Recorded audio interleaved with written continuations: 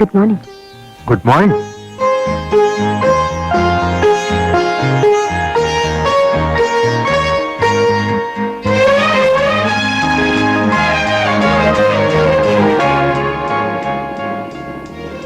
ಏನ್ ಜಾಗಿಂಗ್ ಮಾಡೋದಕ್ಕೆ ಬಂದ್ರ? ಇಲ್ಲ, ನೀನು ನೋಡ್ಬೇಕು ಅಂತ ಜಾಗ್ ಮಾಡ್ಕೊಂಡ್ ಬಂದೆ. ನನ್ನ ನೋಡೋದಕ್ಕ? ಏನ್ ವಿಷಯ? ಓಹೋ, ನಿಮ್ ತಂದೆ ಮತ್ತೇನಾದ್ರೂ ಸಂಗೀತ ಕಚೇರಿ ಏರ್ಪಾಡು ಮಾಡಿದಾರಾ? ಅದಕ್ಕೆ ಮುಂಚೆನೆ ನನಗೆ ಎಚ್ಚರಿಕೆ ಕೊಡಬೇಕು ಅಂತ ಬಂದ್ರೇನು? ಹೌದು, ಇವತ್ತು ನಿಮ್ ಡಾಕ್ಟರ್ದು ಡಾನ್ಸ್ ಪ್ರೋಗ್ರಾಮ್ ಅರೇಂಜ್ ಮಾಡಿದ್ದಾರೆ, ಅದೇ ಕೆಲ್ಸಕ್ಕೆ ಬಂದೆ. Dance program? ಡಾನ್ಸ್ ಪ್ರೋಗ್ರಾಮ್ ಒಳ್ಳೆ ಐಡಿಯಾ.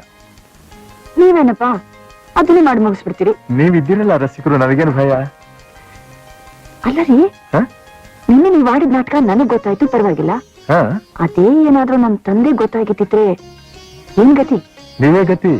ನನ್ನ ಸಂಗೀತ ಕಚೇರಿ ಆದ ಹಾಗೆ. ಅಲ್ಲ, ನಿಮ್ ತಂದೆಯವರು ಅದೆಷ್ಟು ಒಳ್ಳೆಯವರು, ಎಂಥ ದೊಡ್ಡ ಮನುಷ್ಯರು. ನಾನು ಇಲ್ಲಿ ಬಂದಿನಾನೇ ತಿಳ್ಕೊಂಡೆ ಅವ್ರ ಸ್ವಭಾವ ಎಂಥದ್ದು, ಅವ್ರ ಜಾಣತನ ಎಂಥದ್ದು. ಅಲ್ಲ ರೀ, ನಿಮ್ಗದೆಷ್ಟು ಧೈರ್ಯ? ನನ್ನನ್ನು ಹಾಗೆ ಮುಟ್ಟಿ ಬಾಯಿ ಮುಚ್ಚಿದ್ರಲ್ಲ. ಏನ್ ಮಾಡೋದು ಹೇಳಿ, ಗಂಟ್ಲು ಕಟ್ಟಿದ್ ನಮ್ ಡಾಕ್ಟರ್ ಮರ್ಯಾದೆ ಉಳಿಸ್ಬೇಕಾಗಿತ್ತು, ಅದಕ್ಕೆ ಸಾರಿ ಕೇಳ್ಕೊಂಡಲ್ಲ ನಿಮ್ಮನ್ನ. ಹೌದು, ಇಷ್ಟು ಸ್ಮಾರ್ಟ್ ಆಗಿರೋ ನೀವು ಹೋಗಿ ಹೋಗಿ ಅದು ಹೇಗ್ರಿ ಕಮಂಗಿ ಡಾಕ್ಟರ್ಗೆ ಪಿ ಆದ್ರಿ? ನಾನು ಆ ಕಮಂಗಿ ಡಾಕ್ಟರ್ ಪಿ ಆಗದೆ ಹೋಗಿದ್ರೆ ನಿಮ್ಮ ನೋಡೋದಕ್ಕಾಗ್ತಿತ್ತ? ಮೃದುವಾದ ನಿಮ್ಮ ಕೆನ್ನೆ ಸ್ಪರ್ಶ ಮಾಡೋಕ್ಕಾಗ್ತಿತ್ತ? ರೋಮಾಂಚನವಾಗುವಂತ ಆ ಅನುಭವ ನನಗೆ ಸಿಕ್ತಿತ್ತ? ಆ ಸಮಯದಲ್ಲಿ ನೀವೇನಾದ್ರೂ ರಿವರ್ಸ್ ಆಗಿಬಿಟ್ಟಿದ್ರಿ, ನಾನು ಕಮಂಗಿನೇ ಆಗಿಬಿಡ್ತಾ ಇದ್ದೆ.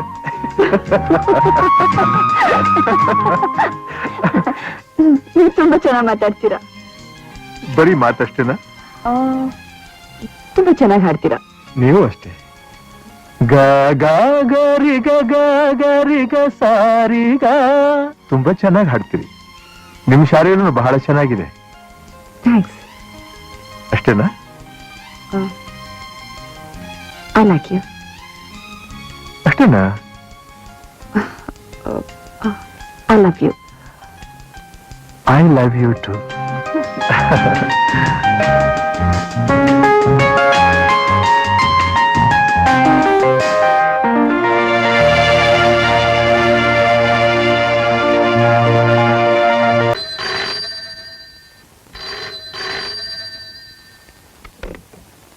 ಹಲೋ, ನಾನ್ ಡಾಕ್ಟರ್ ಲೀಲಾ ಹಾಸ್ಪಿಟಲ್ ಇಂದ ಮಾತಾಡ್ತಿರೋದು.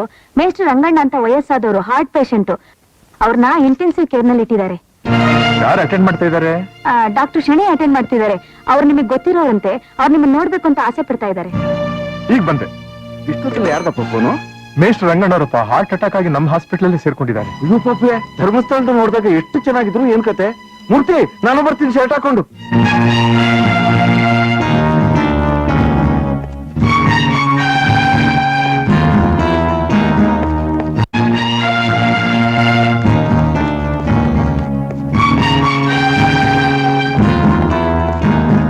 ಏನ್ ಡಾಕ್ಟರ್ ಹೇಗಿದ್ದಾರೆ? I am so sorry doctor. ನಾನು ಕೊನೆ ತನಕ ಪ್ರಯತ್ನ ಪಟ್ಟೆ, ಬಟ್ ಅವ್ರು ಉಳಿಸೋಕ್ಕಾಗಲಿಲ್ಲ. ಅವರು ನಿಮ್ಮ ಹೆಸರೇ ಹೇಳ್ತಾ ಇದ್ರು ಕಡೆವರೆಗೂ.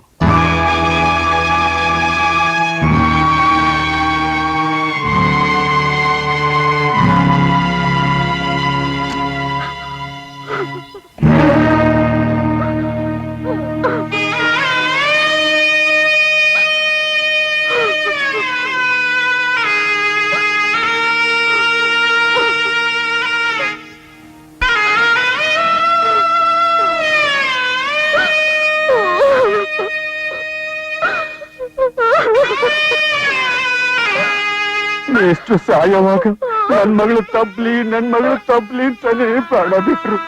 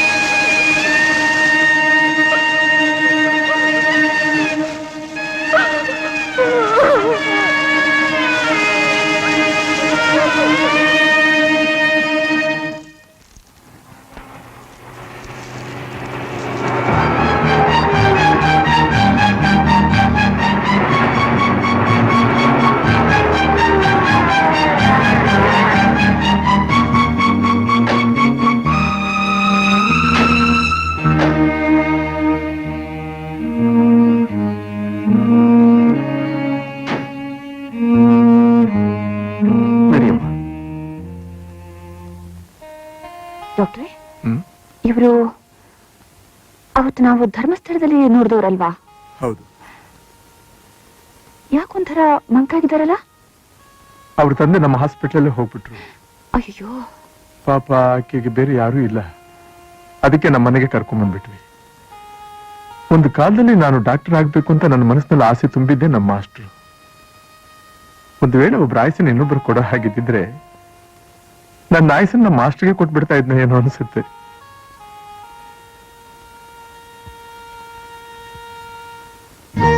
ಈ ಚಿಕ್ಕ ವಯಸ್ಸಿನಲ್ಲೇ ದೇವ್ರು ನಿನಗೆ ಇಷ್ಟೊಂದು ಕಷ್ಟ ಕೊಟ್ಬಿಟ್ನಲ್ಲಮ್ಮ.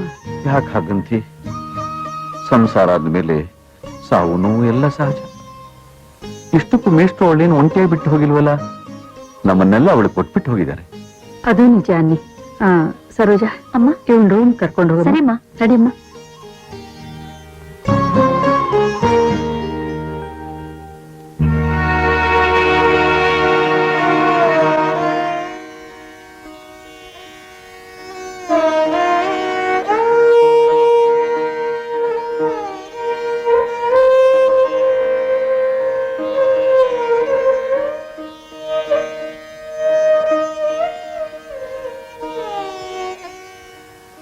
ಕಮಲ,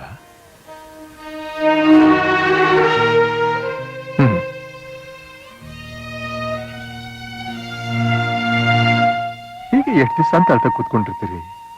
ಸ್ವಲ್ಪ ಸಮಾಧಾನ ಮಾಡ್ಕೋಬೇಕು. ಸಾವು ನೋವು ಇವೆಲ್ಲ ಮನುಷ್ಯ ಪ್ರಯತ್ನಕ್ಕೆ ಮೀರಿದ್ದು. ತಂದೆ ತಾಯಿಗಳ ಸಾವು ಸಾಧಾರಣವಾದದ್ದಲ್ಲ, ನಿಜ. ಹಾಗೆಂತ ಅದನ್ನೇ ಮನಸ್ಸು ಹಚ್ಕೋತಾ ಕೂತ್ಕೊಂಡ್ರೆ ನಮ್ಮ ಆರೋಗ್ಯ ಏನಾಗ್ಬೇಕು? ಮನಸ್ಸು ನೋವಾಗುವಂತಹ ವಿಷಯಗಳನ್ನ ಆದಷ್ಟು ಮರೆಯೋದಕ್ಕೆ ಪ್ರಯತ್ನ ಪಡಬೇಕು. ಈಗ ನಿಮಗೇನ್ ಕಮ್ಮಿ ಆಗಿದೆ ಹೇಳಿ? ಒಳ್ಳೆ ಶಾರೀರ ಇದೆ, ಸಂಗೀತ ಗೊತ್ತಿದೆ. ಹಾಡ್ತಾ ಕೂತ್ಕೊಂಡ್ರೆ ಆ ಆನಂದದಲ್ಲಿ ಪ್ರಪಂಚನೇ ಮರ್ತು ಬಿಡಬಹುದು. ನಮಗಿರ್ತಕ್ಕಂಥ ನೋವು ದುಃಖ ಪ್ರತಿ ಒಂದನ್ನು ಮರೆಯೋದಕ್ಕೆ ಸಾಧ್ಯ.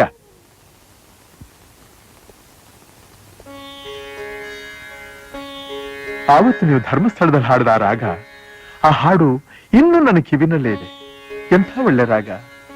ನೀವೆಷ್ಟು ಸೊಗಸಾಗಿ ಹಾಡಿದ್ರಿ. ಆ ರಾಗಕ್ಕೆ ನಮ್ಮಲ್ಲಿ ಧರ್ಮವತಿ ಅಂತೀವಿ, ಸಂಪೂರ್ಣ ರಾಗ. ಹಿಂದೂಸ್ಥಾನಿನಲ್ಲಿ ಮಧುವಂತಿ ಅಂತಾರೆ ಅಲ್ಲ? ಸುಬೋ ಸುಬೋ,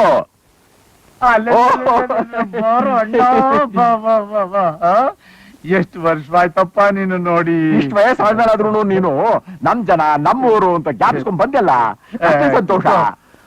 ಊನಪ್ಪ, ನಮ್ಮವ್ರ ಮಧ್ಯೆ ಇದ್ರೆ ಕಡೆಗಾಲದಲ್ಲಿ ಹತ್ರದವ್ರು ಬೆಂಕಿ ಹಾಕ್ತಾರೆ. ಎಲ್ಲೋ ಇದ್ರೆ ಅನಾಥ ಪ್ರೇತ ಆಗೋಗಲ್ವಾ? ನಾನು ಹಿಂದೇನೆ ಹೇಳಿದ್ದಲ್ಲ ಸುಬ್ಬು, ನಾವು ಅಣ್ಣ ತಮ್ಮಂದ್ರು ಜಟಾಯು ಸಂಪಾತಿಗಳ ತರಹ. ನಮ್ಮಿಬ್ಬರ ಆಯಸ್ಸು 110 ವರ್ಷ ಅಂತ. ನಮ್ ತಲೆ ಮೇಲೆ ಬಂಡೆ ಎತ್ತಾಕಿದ್ರು ಸಾಯಲ್ವೋ. ಅಣ್ಣ, ನೀನು ಧರ್ಮಸ್ಥಳಕ್ಕೆ ಬರ್ತೀಯ ಅಂತ ನಾನ್ ನಿರೀಕ್ಷೆ ಮಾಡಿದ್ದೆ. ಬರಬೇಕು ಅಂತಿದ್ದೆ, ಆದ್ರೆ ಅವತ್ತೇ ತಿರುಮಕೂರು ನರಸೀಪುರದಲ್ಲಿ ನನಗೊಂದು ಸನ್ಮಾನ ಏರ್ಪಾటు. ಅಲ್ಲಿ ದೊಡ್ಡ ದೊಡ್ಡ ಜ್ಯೋತಿಷಿಗಳೆಲ್ಲ ಸೇರಿ ನನಗೆ ಜ್ಯೋತಿಷ್ಯ ರತ್ನಾಕರ, ಜ್ಞಾನ ಭಾಸ್ಕರ ಅಂತ ಬಿರುದು ಕೊಟ್ರಯ್ಯ. ಓ ದೊಡ್ಡಪ್ಪ, ಯಾವಾಗ ಬಂದ್ರಿ? ಈಗ ಬಂದೆ ಅಮ್ಮ. ದೊಡ್ಡಪ್ಪ, ನನ್ ಕೈನಲ್ಲಿ ಏನಿದೆ ಹೇಳಿ ನೋಡೋಣ. ನನಗೇನು ಗೊತ್ತಮ್ಮ? ಜ್ಯೋತಿಷಿ ರತ್ನಾಕರರಿಗೆ ಅಷ್ಟು ಗೊತ್ತಿರಲ್ವಾ? ಓಹೋ, ದೊಡ್ಡಪ್ಪ ಪರೀಕ್ಷೆ ಮಾಡ್ತಿದ್ಯಾ ನೀನು? ನಾ ಹೇಳ, ಈ ನಿನ್ ಕೈನಲ್ಲಿ 5 ಬೆರಳುಗಳಿವೆ. ನೀವ್ ಹೇಳಿದ ತಪ್ಪು. ಈ ಕೈನಲ್ಲಿ ಒಬ್ಬ ಡಾಕ್ಟರ್ ಇದ್ದಾರೆ. ಸುಬ್ಬು, ನಾನ್ ನೋಡ್ಬೇಕಲ್ಲ ನಿನ್ ಭಾವಿ ಅಳಿಯನ್ನ. ನೀವ್ ಅವ್ರನ್ನ ನೋಡ್ಬೇಕು ಅಷ್ಟು ತಾನೆ? ಹಾ. ಈಗ ಇಲ್ಲಿಗೆ ಬರ್ತಾರೆ. ಓ, ಹಾಗಾದ್ರೆ ನಾನ್ ಬಂದಿರೋದೇ ಅವ್ರಿಗೆ ಗೊತ್ತಾಗೋಗಿದೆ ಆಗ್ಲೇನೆ. ನೀವು ಬಂದಿದ್ರಿ ಅಂತ ಅಲ್ಲ ದೊಡ್ಡಪ್ಪ, ಡ್ಯಾಡಿಗೆ BP ಚೆಕ್ ಮಾಡಕ್ ಬರ್ತಾರೆ. ಓ, ಕಾಫಿ ತಗೊಂಡ್ ಬರ್ತೀನಿ. ಸರಿ. ನಮಸ್ಕಾರ. ಓ ಬನ್ನಿ ಡಾಕ್ಟ್ರೇ, ಬನ್ನಿ. ನಿಮ್ ವಿಷಯನೇ ಮಾತಾಡ್ತಿದ್ವು. ಹೌದಾ? ನೋಡಿ, ಈತ ನಮ್ಮ ಅಣ್ಣ, ಹೆಸರು ಗುಂಡಣ್ಣ ಅಂತ. ನಮಸ್ಕಾರ. ನಮಸ್ಕಾರ. ವರಾಹ ಮಿಹಿರ ಪ್ರಾವತಾರ, ಜ್ಯೋತಿಷ್ಯ ಭಾಸ್ಕರ, ಜ್ಯೋತಿಷ್ಯ ರತ್ನಾಕರ ಅಂತ ಜನ ಬೇಕಾದಷ್ಟು ತಿಳ್ಕೊಡ್ತಾರೆ. ಮುದಿ ಬ್ರಹ್ಮಚಾರಿ. ಮುದಿ ಬ್ರಹ್ಮಚಾರಿ. ಭೀಷ್ಮ. ಭೀಷ್ಮ, ನೀವು ದ್ರೋಣ ಇದ್ದ ಹಾಗೆ ಅವ್ರಿಗೆ. ಏನಂತೀರಿ? ಹೇಗಿದೆ ಆರೋಗ್ಯ ನಿಮಗೆ? ಡಾಕ್ಟ್ರೇ, ನಿಮ್ಮನ್ನೆಲ್ಲೋ ನೋಡ್ದಾಗಿದೆಯಲ್ಲ. ಎಲ್ಲಿ ನೋಡಿದ್ರಿ? ಎಲ್ಲಿಂದ ಸರಿಯಾಗಿ ಜ್ಞಾಪಕ ಬರ್ತಾ ಇಲ್ಲ. ನೀವು ಚಾಮರಾಜನಗರದ ಕಡೆ ಯಾವಾಗ ಬರ್ತಿದ್ರೇನು? ಆಗಾಗ ಬರ್ತಾ ಇರ್ತೀನಿ. ಹೇಳಿ. ಏನ್ ನೀವು ಚಾಮರಾಜನಗರನ? ಅಲ್ಲಲ್ಲ, ನಮ್ಮದು ನರಸೀಪುರ. ನಾನೇ ಆಗಾಗ ಹೋಗ್ತಾ ಇರ್ತೇನೆ ಅಲ್ಲಿಗೆ. ಹೌದಾ? ಯಾಕೆ ಇವತ್ತು BP ಜಾಸ್ತಿ ಆಗಿದೆಯಲ್ಲ ನಿಮಗೆ? ಎಕ್ಸೈಟ್ಮೆಂಟ್. ಎಷ್ಟೋ ವರ್ಷಗಳಾದ್ಮೇಲೆ ನಮ್ಮ ಅಣ್ಣ ನೋಡಿದ್ನಲ್ಲ, ಆ ಸಂತೋಷಕ್ಕೆ BP ಏರಿರ್ಬೇಕು. ಕೇಳಿದ ಭೀಷ್ಮಾಚಾರ್ಯ? ಗುಂಡಣ್ಣ. ಸಾರಿ ಗುಂಡಣ್ಣವ್ರೆ, ನೀವು ಬಂದಿರೋ ಸಂತೋಷದಲ್ಲಿ ನಿಮ್ಮ ಬ್ರದರ್ಗೆ BP ಹೆಚ್ಚಾಗ್ಬಿಟ್ಟಿದೆ. ಇದೆಲ್ಲ ಗ್ರಹಗಳ ಆಟ. ಮನುಷ್ಯನ ಆಗು ಹೋಗುಗಳ ಮೇಲೆ ಪರಿಣಾಮ ಬೀರೋದೇ ಗ್ರಹಗಳ ಲಕ್ಷಣ. ಈಗ ನನ್ನ ಜಾತಕದ ಪ್ರಕಾರ ಅವನಿಗೆ 2 ವರ್ಷ ಆತಂಕನೇ ಹೆಚ್ಚು. ನೋಡಿ ಸ್ವಾಮಿ, ನಿಮಗಿರೋ ಪಾಂಡಿತ್ಯದಿಂದ ಇನ್ನೊಬ್ರು ಬಂದಿರೋ ಆತಂಕನ ಕಮ್ಮಿ ಮಾಡ್ಬೇಕೆ ಹೊರತು ಕೆಲ್ಸಕ್ಕೆ ಬಾರದನ್ನ ಹೇಳಿ ಅವ್ರ ಮನಸ್ಸಿಗೆ ನೋವು ಮಾಡಬಾರ್ದಲ್ಲ. ಮನಸ್ಸಿಗೆ ನೋವು ಮಾಡಬಾರ್ದು ಅಂತ ಸತ್ಯ ಮುಚ್ಚಿಡೋಕ್ಕಾಗತ್ತೆ ಹೇಳಿ? ಸತ್ಯಂ ಬ್ರೂಯಾತ್ ಪ್ರಿಯಂ ಬ್ರೂಯಾತ್ ನ ಬ್ರೂಯಾತ್ ಸತ್ಯಂ ಅಪ್ರಿಯಂ ಅಂತ ನಿಮ್ಮಂಥ ಹಿರಿಯರೇ ಹೇಳಿದಾರಲ್ವೇ ಸ್ವಾಮಿ? ಕೇಳ್ದೇನು ಅಣ್ಣ? ಕಾಫಿ. ನಾನು ಈಗ ತಾನೇ ಕಾಫಿ ಕುಡಿದು ಬಂದಿದ್ದೀನಿ. ಅದು ಆ ಮನೆ ಕಾಫಿ, ಇದು ನಾನ್ ಕೊಡ್ತಾ ಇರೋ ಕಾಫಿ. ಎಲ್ಲಿ ಕುಡಿದ್ರು ಅದು ಕಾಫಿ ತಾನೇ? ಅದು ಬರೀ ಕಾಫಿ ಅಲ್ಲ, ಅದ್ರ ತುಂಬಾ ಪ್ರೀತಿ ಬೆರೆಸಿದಾಳೆ ನನ್ ಮಗಳು. ಪ್ರೀತಿ ಬಿಡಿಸಿರೋ ಕಾಫಿ ಬಹಳ ಚೆನ್ನಾಗಿದೆ.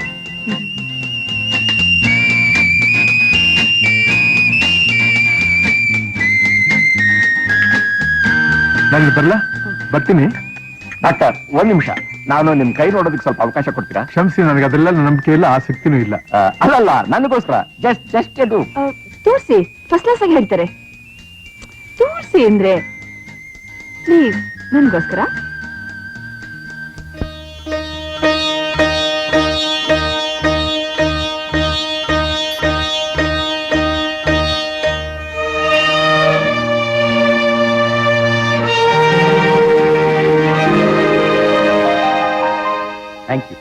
Thank you very much. ಯಾಕಪ್ಪ, ಏನು ಹೇಳಿಲ್ವಲ್ಲ? ಹೇಳೋದು ಏನಿದೆ ಅಮ್ಮ, ಬಹಳ ಅಪರೂಪ ಕೈ. ಕಾಫಿ ಕುಡ್ದಾಯ್ತು, ಕೈನೂ ಕೊಟ್ಟಾಯ್ತು. ನಾನು ಬರ್ಲಾ? ನಾನು ಬರ್ತೀನಿ. ಒಳ್ಳೇದು ಒಳ್ಳೇದು.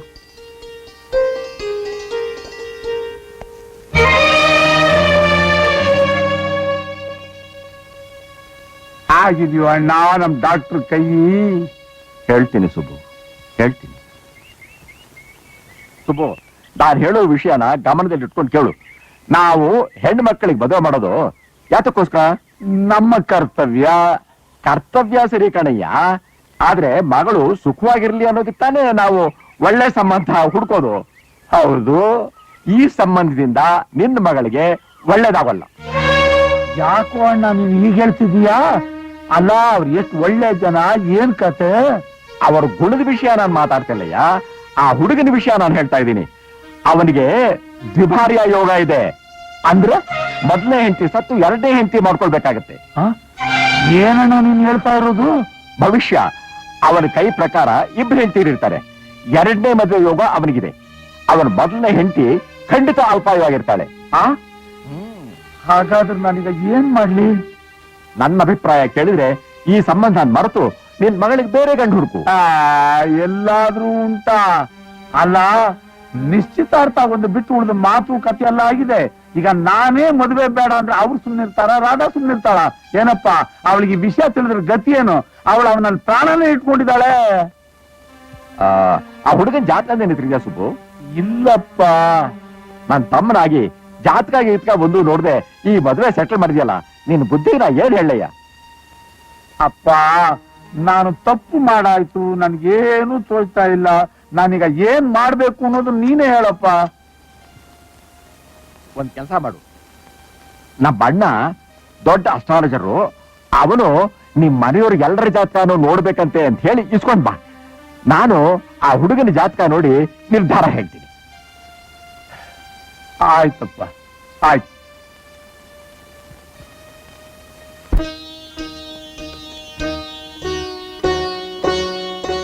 ಸುಬ್ಬು, ಈ ವೆಂಕಟೇಶ್ ಅನ್ನೋನು ಇವನ ಅಣ್ಣ ತಾನೆ? ಹೌದು. ನೋಡಿದ್ಯಾ, ಈ ಅಣ್ಣ ತಮ್ಮಂದಿರು 2 ಜಾತಕನು ಒಂದೇ ತರಹ. ಈಗ ಈ ವೆಂಕಟೇಶನ್ ಈಗಿರೋದು ಮೊದಲನೇ ಹೆಂಡತಿನೋ 2ನೇ ಹೆಂಡತಿನೋ? ಈಗಿರೋಳು 2ನೇ ಹೆಂಡತಿ.